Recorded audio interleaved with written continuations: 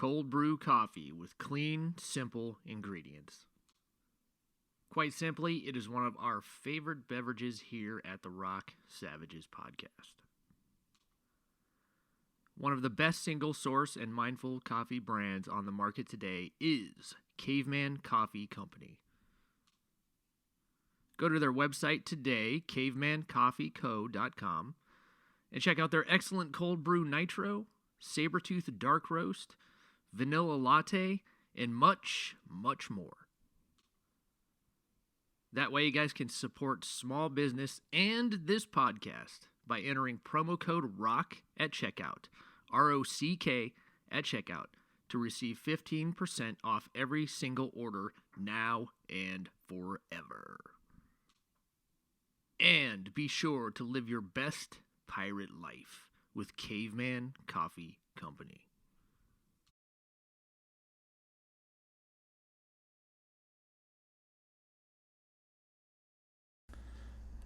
Yes, indeed. Something I know about because I'm a drummer, you know. Coiled strings. I really like guitars. They're fascinating. They are fascinating. They're works of art. Can be. Yes. I mean, then there's a scale. Good and bad. Yeah. Just like anything, though. You get what you pay for. Yeah, it's not like anything, though, because, yeah, you do get what you pay for, but, it just depends on the player. The drums are the same way, bass and all that shit. It just depends on the player. I mean, a lot of players can make a piece of shit guitar sound fucking great if they got the right amp and they got the right technique and feel and all that shit. No, true, 100%. That's the magic of playing music. Yeah, you'd be surprised on what you actually hear coming through the speakers on some of your favorite recordings, the instruments they were using. Yeah. There's no doubt. That's no doubt. Like, I remember seeing Rich Robinson, man. It was like back in 2002. He was playing with this band called Hookah Brown. The Black Crowes just broke up for the first time. And he was out on tour with this band. And we were like waiting for him to come on. And he has a red Gibson, I think it's a 335, that was big hollow bodies. Is that what a 335 is? Yeah. I don't think it's a 335. They have a couple different hollow body styles. Yeah, it's a big bodied guitar. It's red, people that know him know that guitar. An S30 335 or something like that. Yeah, there's 330s, 335s. That's what it is. It's 335 then. And the roadie was out before the band came on, and he had that guitar, and I was like, "Oh, that's Rich's 335. He's had that since Shake Your Moneymaker." And this guy couldn't get it to fucking dial in, man. Yeah, that's it.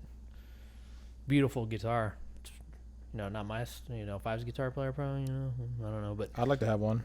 Yeah, sure, they sound great. But this roadie, man, he had that thing and he could not dial it in. It kept screeching and feeding back and shit, all the way up to the point where the band came on. And as soon as Rich came on, he just passed it over to him. And, he was kind of like having dialogue on the stage dialogue or whatever. Kind of shrugged his shoulders, and Rich just grabbed it and fucking cranked that shit up. There was no feedback or nothing. He's like, just filled the whole room full of shit. It was like, yeah, see, the two people, I mean, I'm sure that tech, knew what the fuck he was doing, or he wouldn't be a guitar tech. But two different people, man, two different hands, different set of hands and different feel completely. Potentially different styles, different ways of playing a guitar. Yeah. Yeah, it makes a big difference. I mean,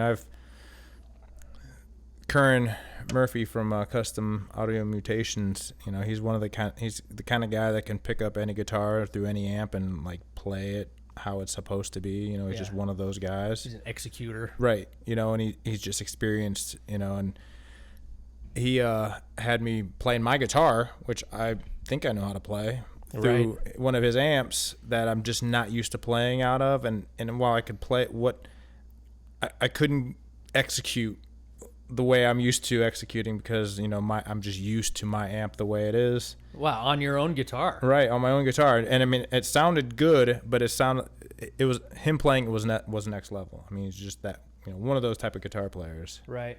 Wow. Yeah. It's a human experience when you're playing an instrument, and drummers are the same way, man. I mean, you can play a piece of shit drum set. If you put good heads on it and you got good technique, you can make that fucker sound good. But then somebody else will jump on and it just sounds like shit. It sounds completely different. This is what a lot of folks like who aren't musicians take for granted. They just think everybody makes it look easy, and it's not. It's a very human experience and a very individual experience, which kind of, brings us to our guest coming up, Evert Wilbrink. He's the CEO of Teye Guitars out of Nashville. They're handmade, fairly custom made. I think you have to order them. No two guitars are alike, as I understand. We'll learn more about it, but yeah, it's they're just diving into the human experience of it. So yeah, very cool, ornate.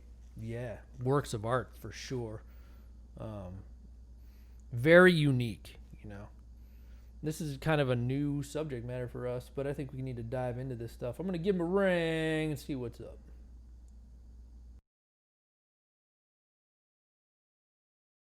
Okay, how's it going, man? This is Bo and Paul from the Rock Savages podcast. This is Evert. Hey, guys. It's going real well here. Thank you. Are you in Fort Lauderdale? No. Normally I'm in Nashville. I got a Fort Lauderdale cell phone. Normally I'm in Nashville, but this week I'm in Asheville. I dropped the N, North Carolina. Right on. Oh, nice. Yeah, I hear it's very nice out in Asheville. Yeah, and in Nashville is great. Asheville is great as well. My favorite bar here is the Guitar Bar. Nice. What do they do there? The bar is in the shape of a guitar, okay. of a guitar body, and the lamps are hanging on a neck, a real, I think about 10-yard Gibson neck, and they turn the stage around so that the loading dock is now the stage, and it's over a big yard, so a lot of people can sit outside. Nice. And there's a lot of Grateful Dead, Rolling Stones infused bands playing there. It's pretty cool. Right on. Is Nashville kind of open? Is this place, open to the public? Yeah, again? Nashville and Asheville are both open. And Asheville is in North Carolina. Mm-hmm. It's a little relaxed than Nashville. It's a smaller city. It's more hippie-like. Nashville, there's a couple of places in Nashville that I'm not too happy about. On Broadway, where there's about 60, 70 bars where you can see 100 bands in 1 hour. Right. That's too crowded. It's people just you can walk over the heads. People go from bar to bar.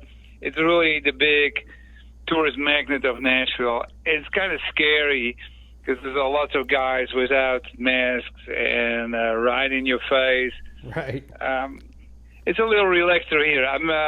We're out in Asheville for a couple of weeks, visiting some dealers in the neighborhood here, doing some stuff, and slight vacation. I'm writing a book here as well about my rock and roll kamikaze stories. So it's a bit of a hideout for the shop. The shop can deal without me at the moment. Right on. Are you a musician, or you said rock and roll lifestyle? So give us a little background.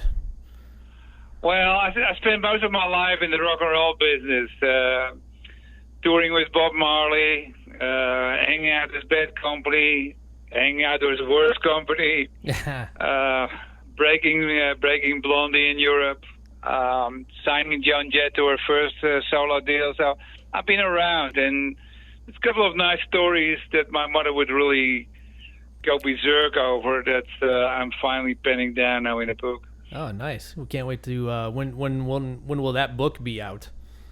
There's no pressure on this side. I did a Dutch version because originally I'm from the Netherlands, mm-hmm. and so I'm not a native speaker.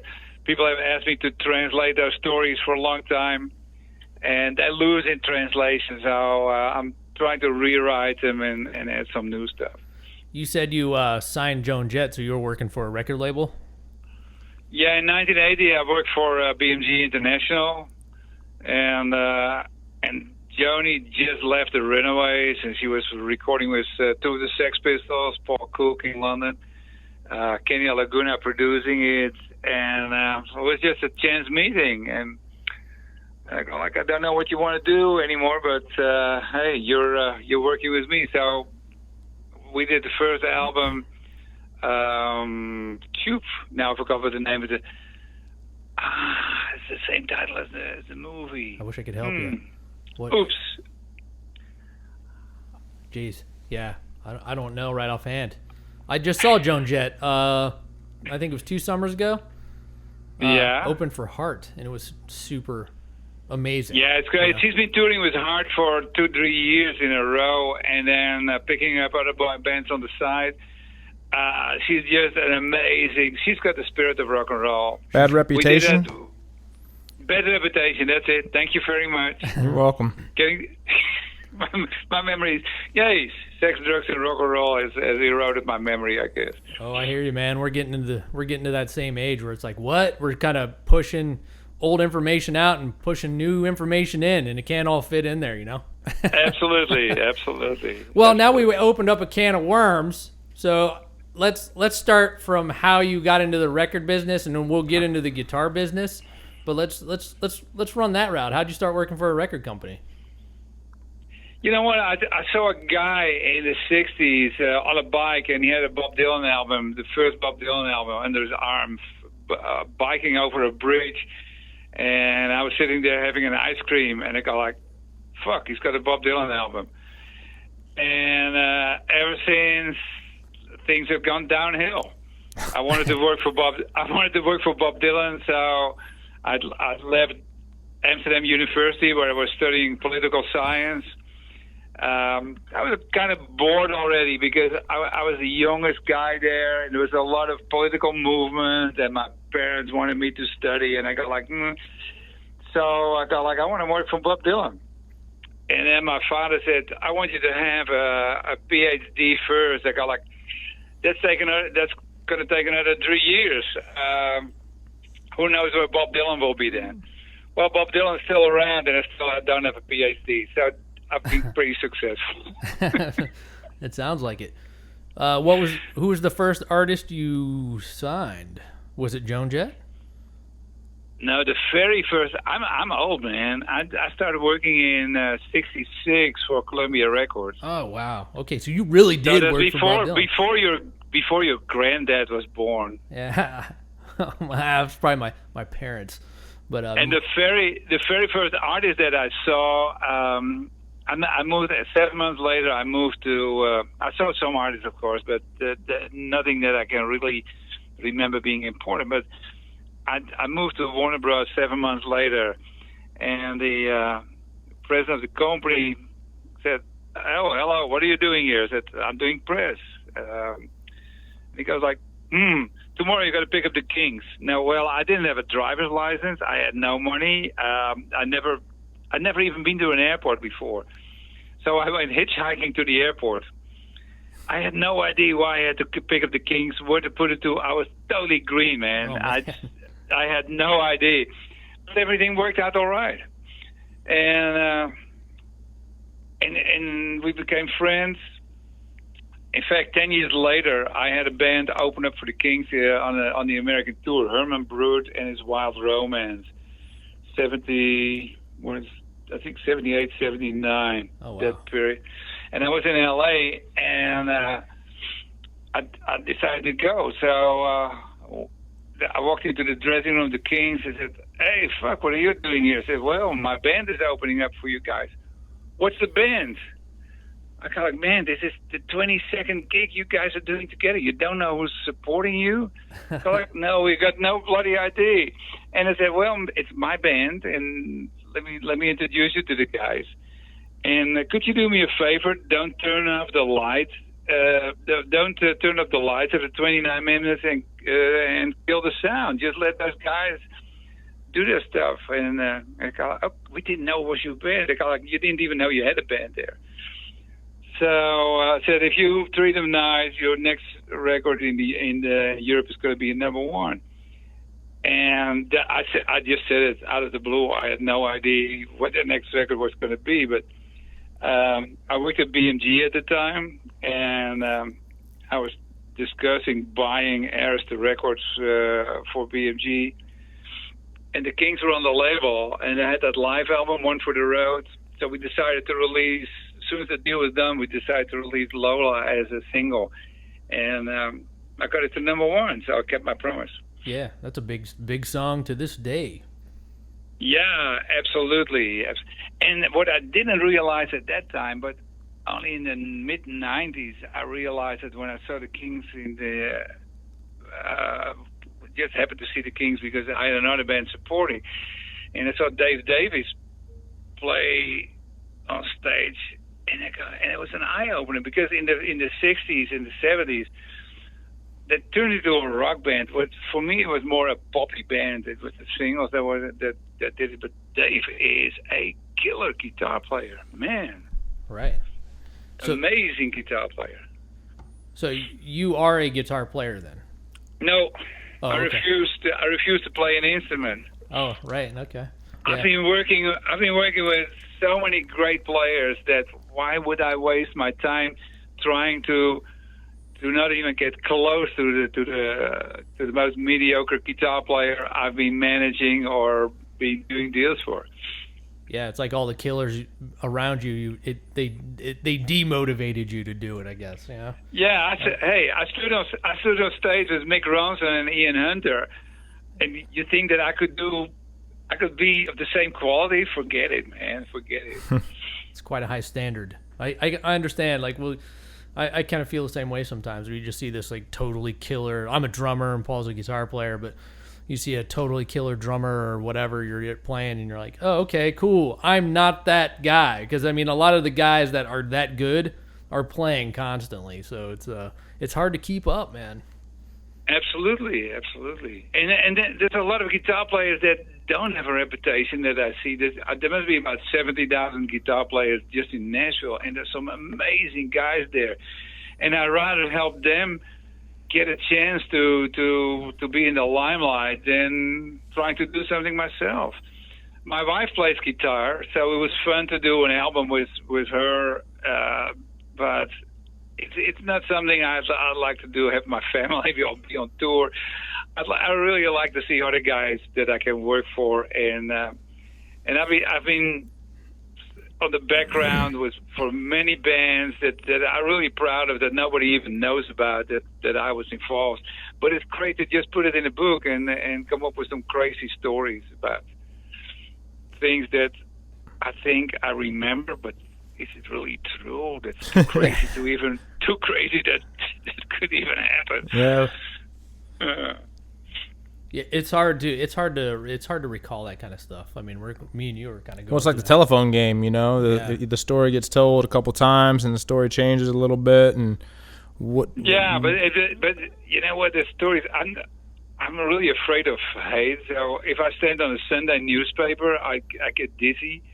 But there's a couple of stories like me climbing the fire escapes to the wall of Astoria Hotel and going to the secret floors there and climbing through a window and having a problem with Frank Sinatra's bodyguard and stuff like that. I got like, that is too weird. Was that? I must have been out of it, but it must have been real because I remember it, and You don't make that up. If I make it up, it's a story. But I'm not very. My fantasy is limited. I cannot make up stories out of the blue. Everything has to be based on something that's really happened. And rock and roll is a fantasy world in the first place.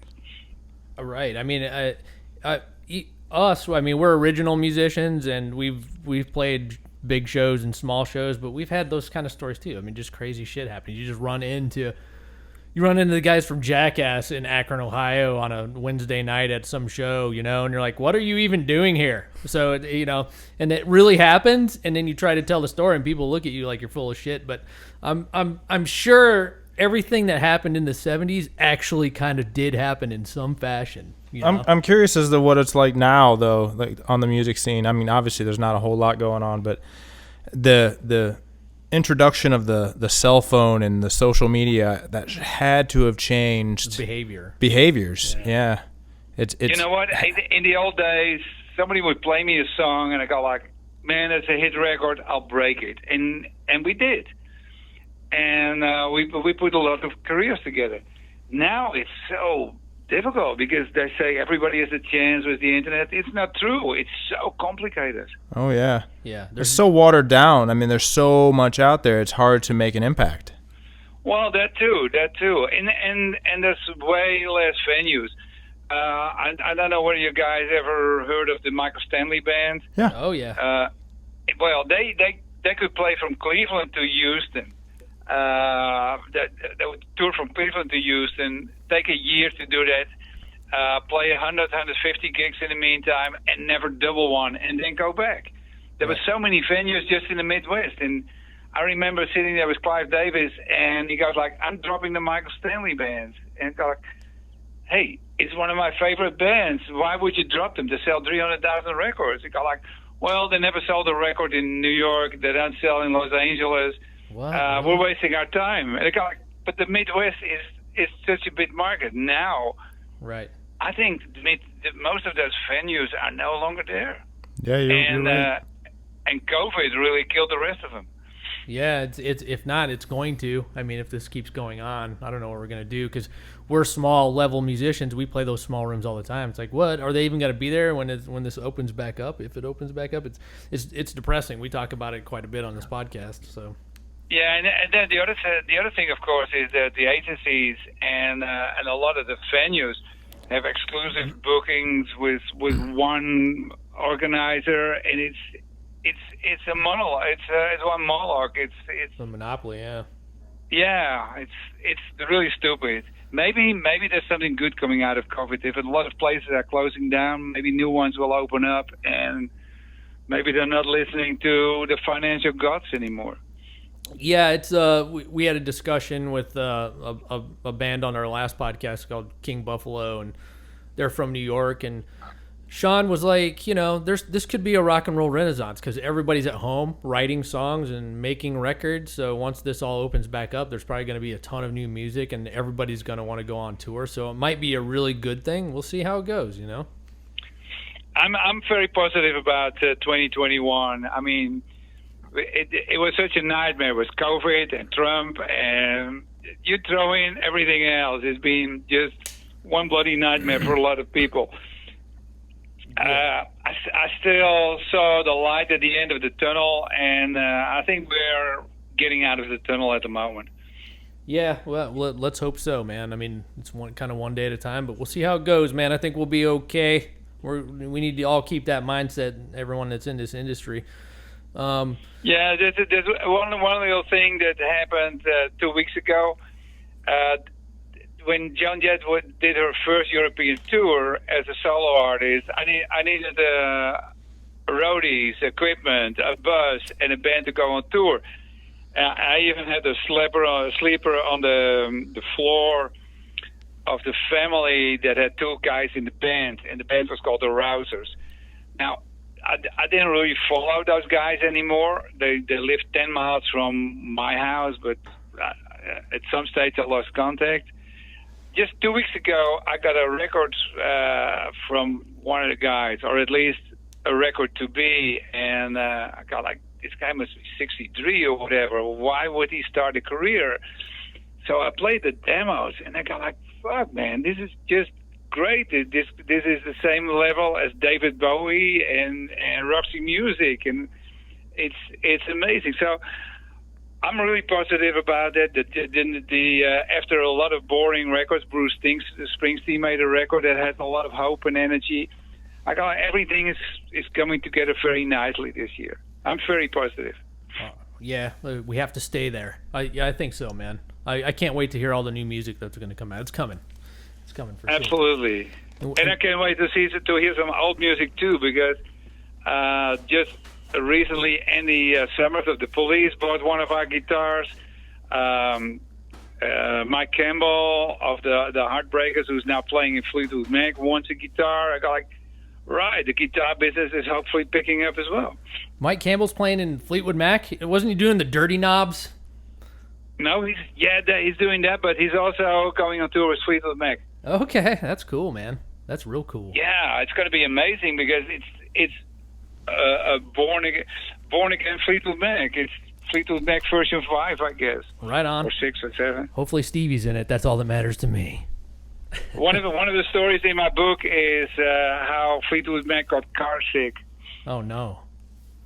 I picked him up from the airport the second day of January 1969 when they had a #1 record with Oh Well. Mm-hmm. And that's the first time ever I drove a Volkswagen bus, one of those flimsy cars that you see in all the hippie movies. Yeah. Our bass player has like, what, 2 of them? Mm-hmm.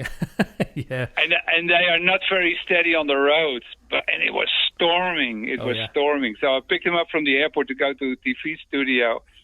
And it was such bad weather, and at least 3 of the guys were throwing up. It was really bad. So that's Peter Green's Fleetwood Mac, obviously 69. Yeah, Peter Green and Jeremy Spencer, Danny Kerwin, 3 amazing guitar players. I think Danny Kerwin was just as fucked up as the rest, I guess. But when I saw them, what's the name of that band in Nashville? Them Witches. All Them Witches. Yeah, I saw them play once, and I walked up to the guitar player, and I got like, man, you remind me of Danny Kerwin. You probably don't know who he is. He said, no, it's one of my heroes. Yeah. Yeah, we love All Them Witches. They're one of our favorite bands. They're fantastic. And the guy who reminded me of Danny Kerwin, same kind of fluid playing. It's, cool. Ben is he's a fantastic guitar player. You know, you can tell he's very diverse. Yeah, that new record is amazing. We rant about those guys constantly because, you know, you have that old school work ethic. So do they. So I mean, that's one of the things that draws us to them is they're just hardworking band. We had Robbie Stabler on the podcast a couple months ago now. Yeah. But wow, that's a really cool Fleetwood Mac story. You know, we can talk about Greenie. Did Peter Green have Greenie then? Did you see it? The legendary. Excuse me? Did Peter Green have the his Les Paul Greenie at that time? I think so. Man, it's been a couple of days. It's been a couple of days ago. Yeah, yeah. Which brings us to guitars. How did you get into the guitar industry from the record industry? I had my own when I came back from America. I was doing King Biscuit in the 90s. Mm-hmm. And I went back to the Netherlands, and I started Corazon Records in 1999. And I got a call out of the blue of a guy who said, well, why the fuck don't you know me? I guess I don't know everybody. He said, I've been having major success in the Netherlands with a lot of bands, and it's weird that you don't know me if you know every other Dutch band. So I got together with him. I said, I'll give you 10 minutes. Let's have a drink. I'll give you 10 minutes. It turned into a 6-hour meeting. And the guy was the acoustic player for Joe Ely. Teye Wijnterp, a guy from the Netherlands, playing acoustic for Joe Ely. He's been with the band for 14, 15 years, I guess. But he also had a flamenco band, and he wanted me to release his flamenco records. Well, I said yes to him. And in 2005, I moved back to America, bought a house in Nashville, and he was touring out of Austin. He came to my house. He showed me a guitar that he built. And apparently, he had been building guitars when he was a kid. His father and him were building guitars. His father was an inventor who came up with a lot of different circuitry for amplifiers and guitars and whatever. So there was something weird with his guitar. It looked great, and it sounded amazing. So I set up a meeting with Les Paul, and Les played that guitar for about 30 minutes in the Iridium Club in New York, and I kept playing, and Teye was getting nervous. What do you think? What do you think? And he just kept playing. And he gave the guitar back after about half an hour and said, man, this is the closest to the ideal guitar I have in my head. Wow. And I said to Teye, let's stop fucking around with records. It was just after, in 2004, everything became free downloads and stuff.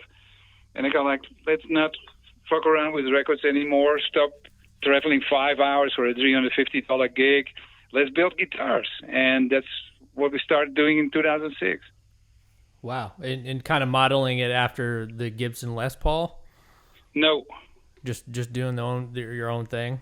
Yeah, Teye had a list of 200 things that he hated in guitars. Why? If I play flamenco, I bring one guitar. But if I play electric, I have to bring 5, 6 guitars to really get the sounds that I want. Right. So he had a list of 200 things, and I think we addressed about 140, 142 of those points in the guitar. Rebuilding a guitar from scratch. The body shape, of course, looks like a Les Paul, but it's a little slimmer. It's a little lighter as well. Everything else is different. The wiring is different. The way our strings are spaced out is slightly different. So if a guitar player picks up one of our guitars, they go like, oh, it's a little weird, or it's a wider neck that I'm used.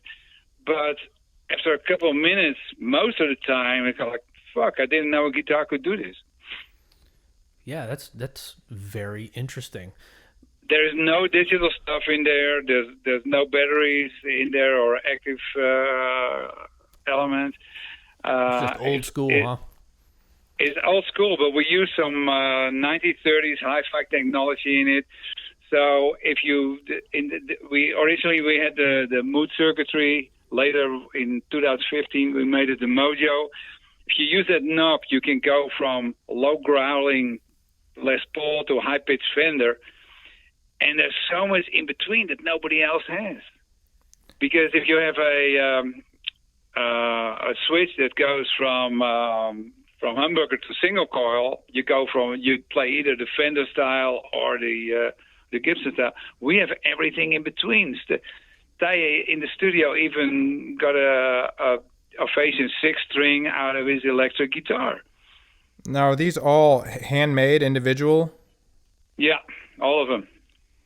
Wow. So not one guitar is alike from the next? No, you know what? We've done about 1,200 guitars, I guess, in 14 years. We do an average of about 100 guitars, which is not enough to even make money at this moment, but it's really satisfying. We if we see a guitar, most of the time we go like, oh, we built that one for so and so.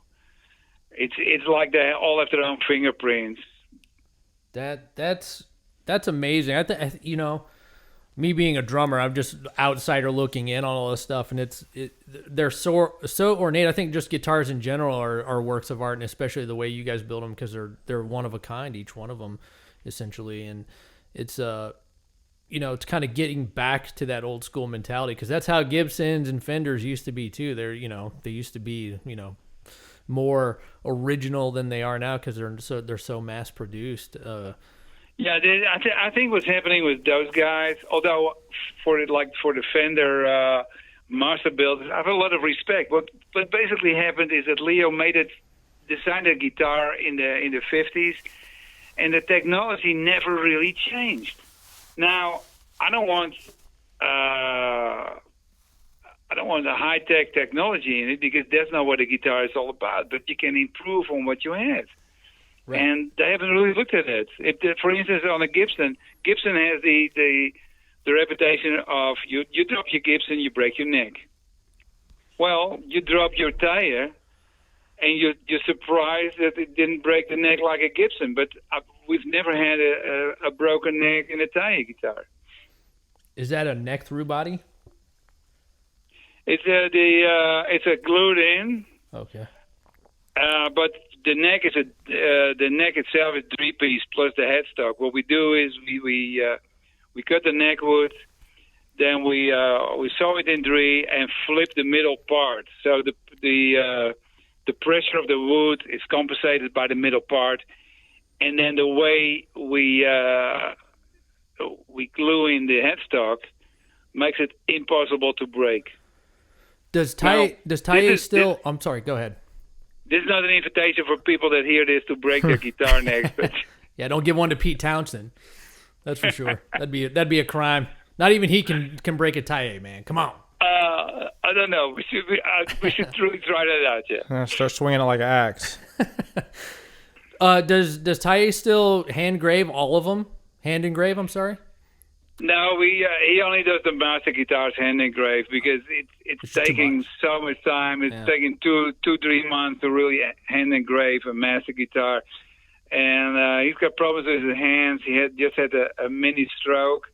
Oh no! So fortunately he's getting his health back. He's been engraving last week again, so it's going well.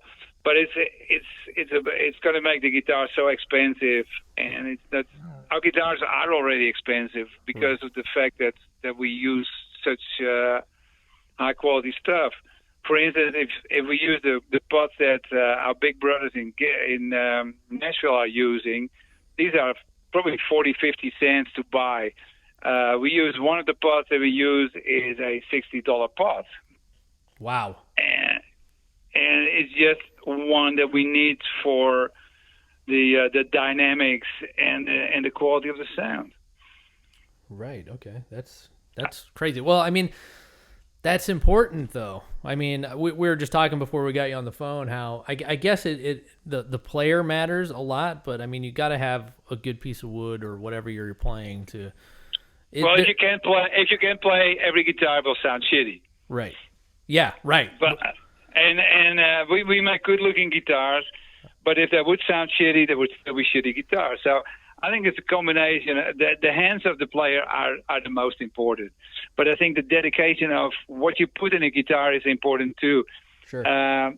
If you buy a guitar just off the rack, a $100 or $150 guitar, it really helps to have a pedal board with 40-50 gadgets on the floor. Sure. But I'll bet you that if you take one of our guitars without a pedal board, you can beat everybody. I've seen Rich Robinson from Black Rose play Teyes. That's how I got interested in. I'm like, wow, because that was such an ornate guitar and it sounds great. But he sounds great playing any guitar. But he's that kind of player. He's got a lot of effects and small amps. But it was such a big sound. It just fit his sound perfectly, which is already big. But it's players like that who all is playing Teye in this day. Well, one of the guys that I really like is Keith Feuner. He's a new guy from the middle of Texas. I saw him yesterday night play the CMA Awards. His wife is Gabby Barnett. She just had a double platinum album. He came through the ranks of American Idol, and he's a great player. I love him because when he came with American Idol to Nashville, the guys from the big companies offered him free guitars, and he said, "No, I don't need another guitar. I already have a guitar." And the guy like, "No, you can have this for free." And the guy like, "No, I don't need it because I won't play it." And they said, "What kind of guitar you got?" "A Teye guitar." "I don't know what that is." And the guy like, "Well, I'll show it to you." He's got the iconic one with the turquoise rim, right, and the aluminum plate, which is the most iconic guitar we ever built. Everybody recognizes that. Although when they recognize it, they say, "Is this a Sematis?" So right. we don't build enough guitars to really be seen as Teye, but at least they recognize it as an iconic guitar. Right. And he plays an Apache, and he's got one of the Rich Robinson signature guitars too, the Magpie Salute. Oh yeah, is that the 335? No, that's the one. The 335 is the Jazz Cat, the 335 kind of guitar. Right. But the Magpie Salute has the full aluminum plate on the front with the magpie feathers. Oh, okay, right on. Yeah, I haven't seen that. I'll have to check that one out for sure.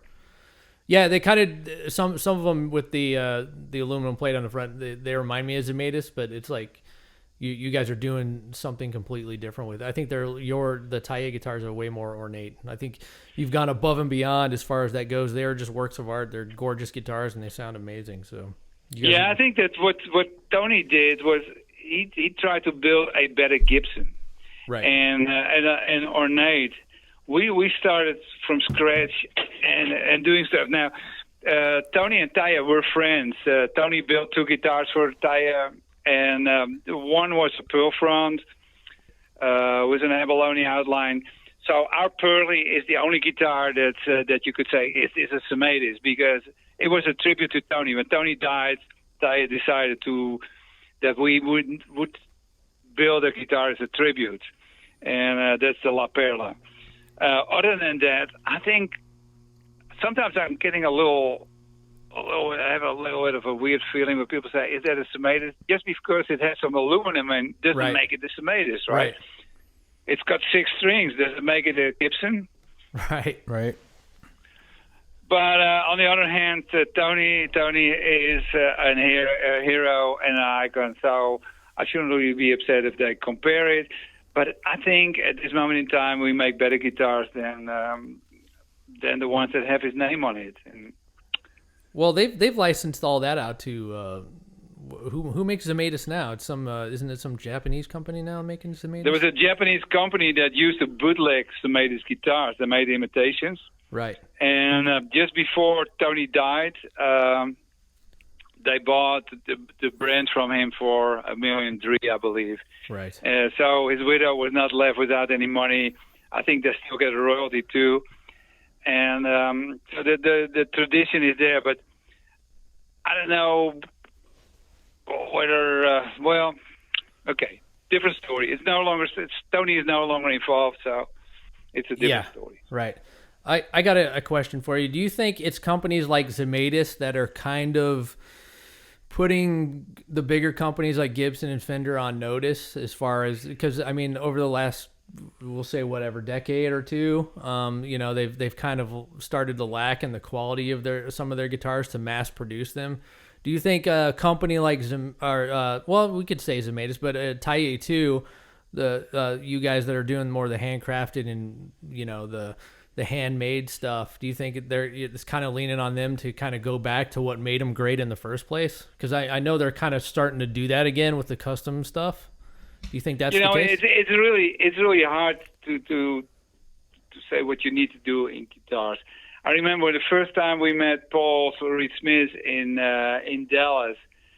Paul looked at our guitars and he said, "You're going to make a lot of those guitars." And I was like, "Really? That's great to hear that from one of the big guys, right?" Right. And he goes like, "Don't expect to make any money the first 12 years." And we thought that was funny. Yeah. But in fact, we're now 14 years down the road, and we're still not making money. It is hard to really compete with the Chevys and the Fords of this business, because a guitar player plays a Fender or a Gibson. Right. And if somebody that doesn't know anything about guitars walks into a store, they see a Gibson or a Fender. They don't look at a Semedes, or you name them, they're there. If it doesn't look like a Fender, guys that make Fender copies, they make money. Right. Because they make something that people recognize as, oh, my father played this too, or my grandfather, and oh, that's the guitar I saw on stage there and there. So it doesn't really it's the same happens with people that want a red guitar. They walk into a store for a red guitar, and if they see it, oh, that's my guitar, man. It doesn't even matter what it sounds like, because once they play that red guitar, they get all excited and buy it, right. Even if it sounds like shit. Right.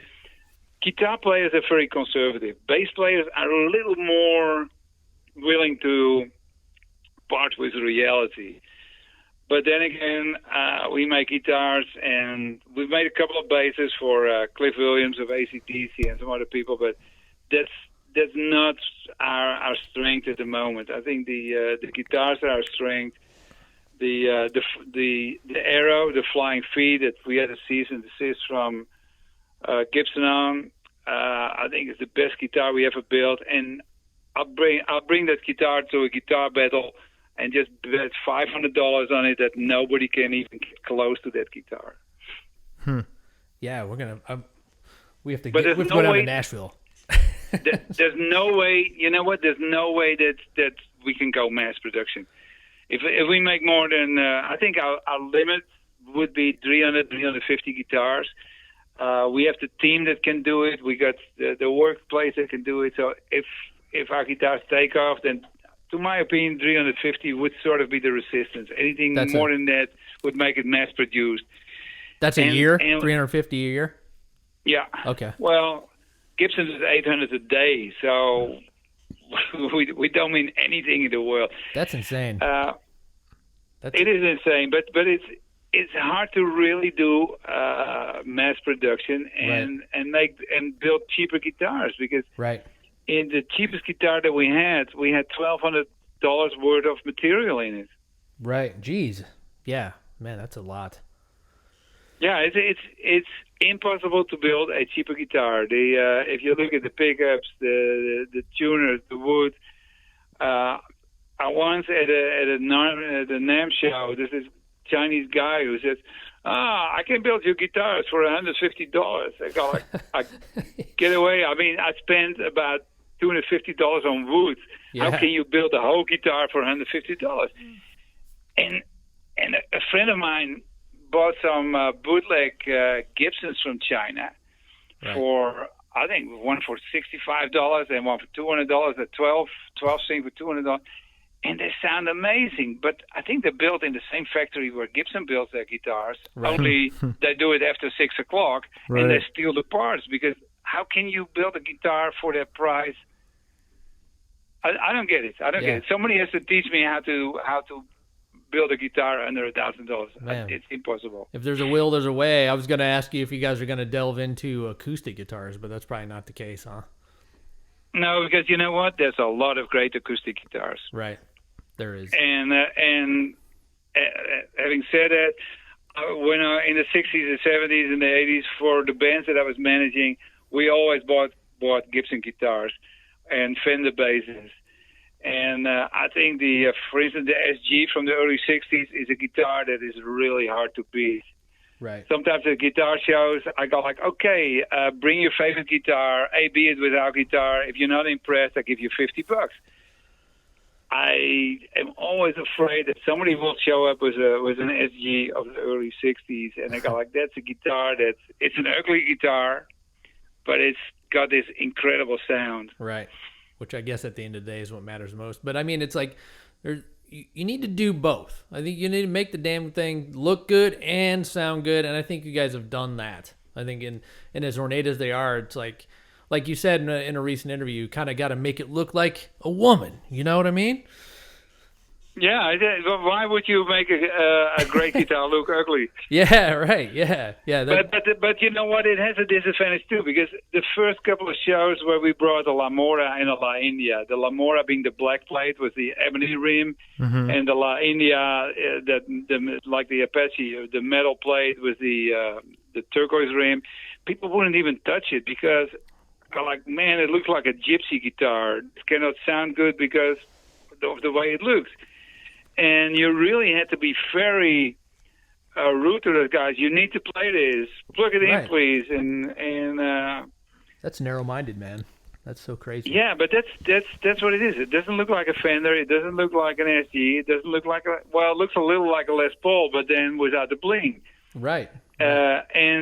And sometimes I get people say, can we have a little less bling? I go like, how about the Fox? Because that only has one aluminum plate at the front and the headstock. I go like, well, how about if you don't do any of that at all? I said, well, the reason it's on the headstock, play it and you hear what the difference is, right? And I go like, no, need a little less bling. I go like, okay, we don't build guitars with a little less bling. We leave it to, there's plenty of people where you can buy a Gibson and buy yourself an SG, buy yourself a Les Paul, and be happy. Right. Which they're all great guitars. We're not. I just want to make clear we're not ripping on the big guitar companies because they make awesome guitars. No. Hey, Les Pauls, man, and SGs, they're amazing guitars. Absolutely. But I think we just make better guitars, and it comes with a handicap. The handicap is that we only sell 100 a year. Well, maybe eventually someday. I mean, there's the hipster movement, the handmade movement. People are getting back into that, which is good to see. They're getting back into vinyl. They want to get back into what music used to be and what it should be today. Which is a you're right. Human. Hey, I may sound a little negative, but I'm not. I'm really hopeful. And you know what? the fact alone that we get people that are almost like family that come to Nashville and show their guitars, that are proud to play a Teye, and man, I wish my friends could afford one or whatever. It's great. And some people, there's a guy in San Francisco who's got 9 Teyes. Wow. He's got the only ever double neck that we built. We don't want to do that anymore. A hand built double neck, the one-off is dramatic, man. Yeah, it sounds like it. It's dramatic. But I remember Mark Ford of the Crows picking that guitar up on a show, and he says to me, "There's something wrong with this guitar." Wow. And I go, "Oh fuck, what is it?" He said, "It's in balance." The double neck that we build is probably the only double neck that's definitely in balance. You hang it around your neck, and it's right there. The neck is where it's supposed to be. You don't have to look for the neck because it's on your knees. No, it's right there where you need it. So you only made one of those? Yeah. Oh, wow. Yeah, well, I mean, you made one. I mean, if you made 10, the 10th one would probably be better. You guys dial it in, you know? Yeah, this guy in San Francisco has it. Unfortunately, he went to a bad divorce, and his wife sold some of his handmade, hand-engraved guitars for $800 to Guitar Center. Oh, my. At second hand. One of the girl that runs the office for me here, she said, "Can you believe it? That guitar is on the web for $800." So I called the guy, and I called Guitar Center. Yeah. And he called me back 2 weeks later. I don't know where he was or what happened, but I said to Guitar Center, "These guitars are stolen.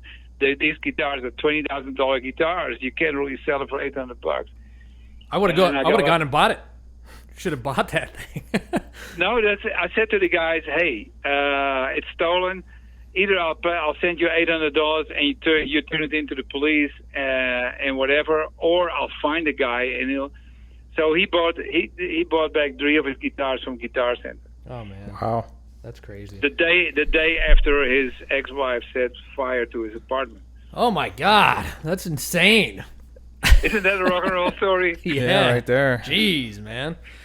Well, Evert, man, you sound like you have a ton of stories. We'd like to talk to you again sometime. We'd like to delve more into the record industry part of your career. But Teye Guitars are amazing. We wanted to talk to you because we kind of wanted to get the word out, and hopefully we can maybe help you sell 1 or 2 more this year. You know what I mean? So next time we're in Nashville, or whenever we go to Nashville, we should try to find you guys and maybe play some Teyes. Yeah, we're only open for on appointments, but we really love to see people that are dedicated to guitars. And we're also helping a lot of guys that cannot afford it, but that we like talent-wise to get a deal. So, hey, spread the word, man. What's the website and the store that they can go check all of your stuff out at? Yeah, there's not a lot of stores that have our guitars. Righteous Guitars in Atlanta, Mountain Gate Guitars in New York, the Guitar Shop in Brooklyn. There's a store in Toronto, Max Guitars in the Netherlands. We only have like 6-7 dealers, so it's really hard to find our guitars. If anybody has interest, they should call in. I'll try to find a player near where they live. Most of the time, they're happy to show their guitars off to anybody who's interested. It's a word of mouth business for us. Okay, and they can find you guys on Teye.com. Yep. Okay. Absolutely, and they can call 24 hours a day. Awesome. Sounds good, man. All right. Well, thank you for talking to us today, man. Let's do it again sometime in the near future and just talk rock and roll. It sounds like a good time. Yeah.